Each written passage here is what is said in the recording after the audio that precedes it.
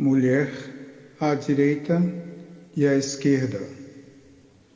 Deus não quis ficar só e disse: haja luz.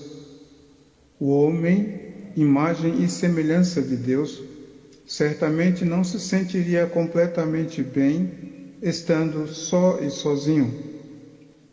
Deus lhe presenteou abundância de companhia e uma companheira. Assim, a criação de Deus a partir da luz lhe ficou como adjutora, arauto, atalaia e divulgadores da existência, glória e presença de Deus. Os céus proclamam a glória de Deus. Deus mesmo ordenou crescer, multiplicar e encher a terra. Não tocar em mulher não seria uma recomendação que alcançasse Adão antes de pecar, porque se deve considerar que a razão do seu pecado não foi o conhecer a Eva, nem ser uma só carne com ela, uma vez que uma só carne é selo de honra de um casamento. Na verdade, além de uma espécie de si mesmo, Adão ficou acompanhado de tudo quanto há na natureza e ainda manteve sob o seu domínio. Deus lhe deu poder sobre tudo isto. Deu poder, assim como sobre a mulher também. Gênesis 2, 26 e 27. O marido é a cabeça da mulher. A mulher é sujeita ao marido em tudo. Amadas como Cristo amou a igreja e se entregou por ela. É do marido santificar, purificando com lavagem da água pela palavra e apresentar a si mesmo, amar como a seus próprios corpos. Quem ama a sua mulher, ama a si mesmo. Primeiro Adão, depois a mulher e depois os filhos. O primeiro Adão, depois a mulher e depois os filhos. Salmo 127. Os filhos, herança do Senhor, porque primeiro foi criado o homem. E o fruto do seu ventre, porque em seguida foi criada Eva. Depois, os filhos de teus filhos. Salmos 128. O varão bem-aventurado, a sua mulher é como a videira frutífera e os seus filhos como plantas de oliveira. Depois, os filhos dos teus filhos, paz sobre Israel. Bom seria que o homem não tocasse em mulher. Foi uma observação que ocorreu depois que o homem pecou, por causa da instante necessidade de se dedicar mais tempo ao Evangelho.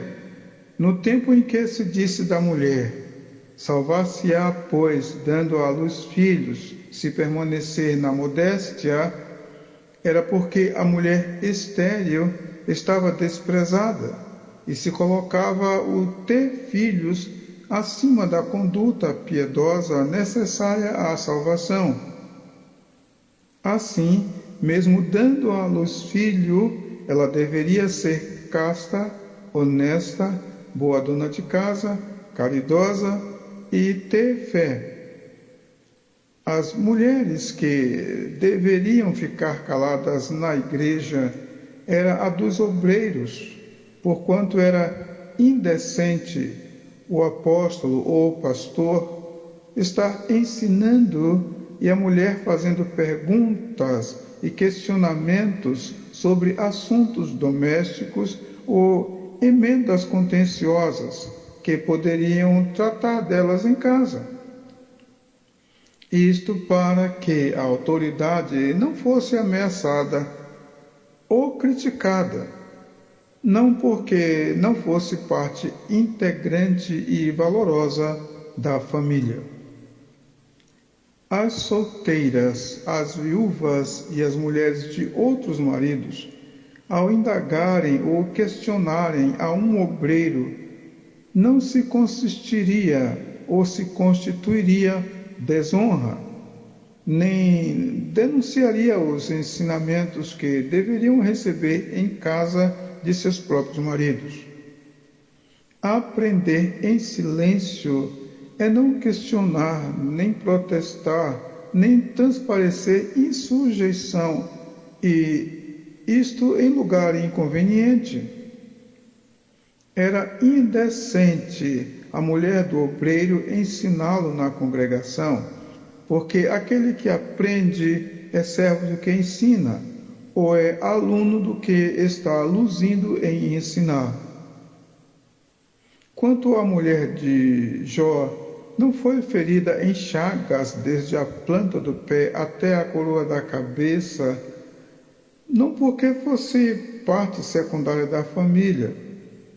Jó era uma só carne com a sua esposa, e a provação da parte de Deus e tentação da parte do mal contra Jó foram tocar contra tudo quanto ele tem, não contra tudo quanto ele é, e ambos serão uma só carne. Tenho, pois, por bom, por causa da instante necessidade, que é bom para o homem estar assim. Estás ligado à mulher, não busque separar-te. Estás livre de mulher, não busque mulher. Mas se te casares, não peca. E se a virgem casar, não peca. Todavia, os tais terão tribulações na carne, e eu quereria poupar-vos. Isto, porém, vos digo, irmãos, que o tempo se abrevia, e o que resta é que, também, os que têm mulheres, sejam como se não as tivessem, e os que choram, como se não chorassem, e os que folgam, como se não folgassem, e os que compram, como se não possuíssem, e os que usam deste mundo, como se dele não abusassem, porque a aparência deste mundo passa. E bem queria eu que estivesses sem cuidado. O solteiro cuida das coisas do Senhor, em como há de agradar ao Senhor. Mas o que é casado cuida das coisas do mundo, em como há de agradar à mulher. 1 Coríntios 7, 26 a 33. E Jesus, respondendo sobre todas estas coisas, disse-lhes: porventura não erreis vós em razão de não saberdes as Escrituras nem o poder de Deus? Porquanto, quando ressuscitarem dos mortos, nem casarão, nem se darão em casamento, mas serão como os anjos que estão nos céus. Marcos 12, 23 a 35. No texto: vós, mulheres, sujeitai-vos a vossos maridos, como o Senhor, porque o marido é a cabeça da mulher, como também Cristo é a cabeça da igreja, sendo ele próprio o Salvador do corpo, de sorte que, assim como a igreja está sujeita a Cristo, assim também as mulheres sejam em tudo sujeitas a seus maridos.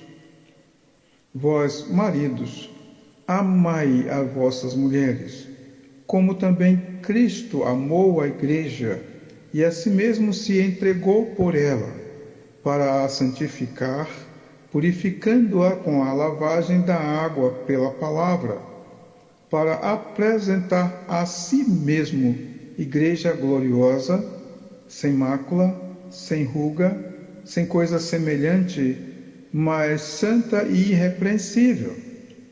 Assim devem os maridos amar as suas próprias mulheres, como a seus próprios corpos. Quem ama a sua mulher, ama a si mesmo, porque nunca ninguém aborreceu a sua própria carne. Antes a alimenta e sustenta, como também o Senhor a igreja. Porque somos membros do seu corpo. Por isso deixará o homem seu pai e sua mãe, e se unirá à sua esposa, e serão dois numa carne. Grande é este mistério, digo-o, porém, a respeito de Cristo e da Igreja. Assim também vós, cada um em particular, ame a sua própria mulher, como a si mesmo, e a mulher reverencie o marido. Efésios 5, 22 a 33. Mulher, à direita e à esquerda.